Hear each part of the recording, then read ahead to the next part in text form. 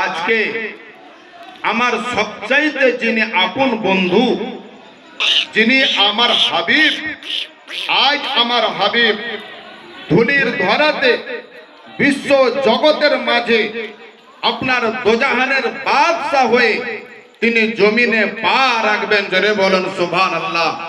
সেই নবীর সম্মানের কারণে, ওই নবীর মর্তবার কারণে আজ তোমরা জান্নাতকে সাজাও।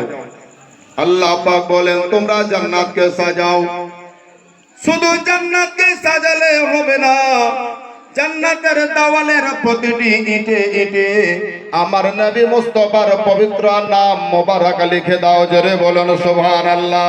জান্নাতের ভিতরে যত পাহাড়গুলি রয়েছে, ওই পাহাড়ের সুবহানাল্লাহ পাথরের গায়ে গায়ে লিখে দাও লা ইলাহা ইল্লাল্লাহ মুহাম্মাদুর রাসূলুল্লাহ।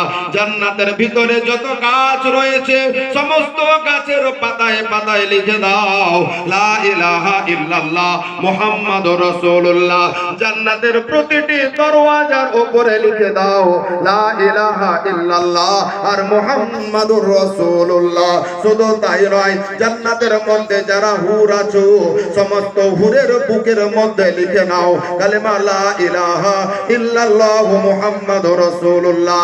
জান্নাতের মধ্যে যত গেলেমান রয়েছে, সমস্ত গেলেমানের পেশানিতে লিখে নাও কালেমা লা ইলাহা ইল্লাল্লাহ মুহাম্মাদুর রাসূলুল্লাহ।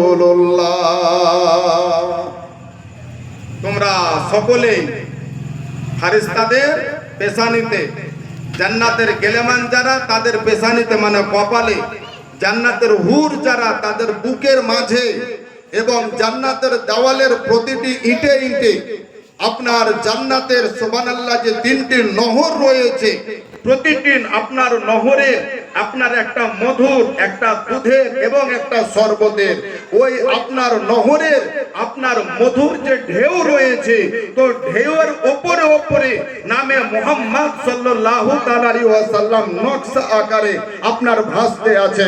ব্রাদার, শুধু তাই নয়, আমার আল্লাহ রাব্বুল আলামিন বলেন শোনো, আজকে দুনিয়ার বুকে সর্বপ্রথম আমি তাওহীদ এবং রিসালাতকে প্রতিষ্ঠিত করব। জোরে বলেন সুবহানাল্লাহ। জি, তাওহীদ এবং রিসালাত। কালেমা শরীফের ভিতরে দুটো পাঠ রয়েছে।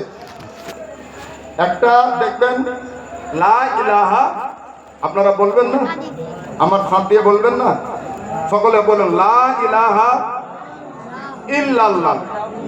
এতদূর পর্যন্ত হলো আপনার তাওহীদ। আদম নবীর কালেমা কি গো? লা ইলাহা ইল্লাল্লাহ। আদম সফিউল্লাহ।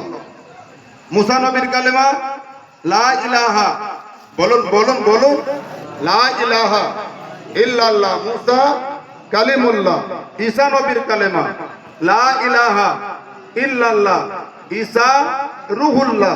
আচ্ছা বলুন, আদম নবী থেকে শুরু করে নিয়ে ঈসা নবী পর্যন্ত 1,00,000 অথবা 2,24,000 নবী এবং রসুলের আগমন হয়েছে। এনাদের কাউরির কালেমাতে রসুলুল্লাহ শব্দটা আছে? এটা বলতে পারবেন? আদম নবীর কালেমা লা ইলাহা ইল্লাল্লাহ, আদম সফিউল্লাহ। মুসা নবীর কালেমা লা ইলাহা ইল্লাল্লাহ, মুসা কালিমুল্লাহ। ইব্রাহিম নবীর কালেমা লা ইলাহা ইল্লাল্লাহ, ইব্রাহিম খলিলুল্লাহ। আপনার নূহ নবীর কালেমা লা ইলাহা ইল্লাল্লাহ, নূহ নাজিউল্লাহ। ইসমাইল নবীর কালেমা লা ইলাহা ইল্লাল্লাহ, ইসমাইল আপনার জবিউল্লাহ। তো সমস্ত নবীদের কালেমাতে একটা করে লাকাব দেওয়া হয়েছে, কিন্তু কোন নবীর কালেমাতে রাসূলুল্লাহ আছে নাই।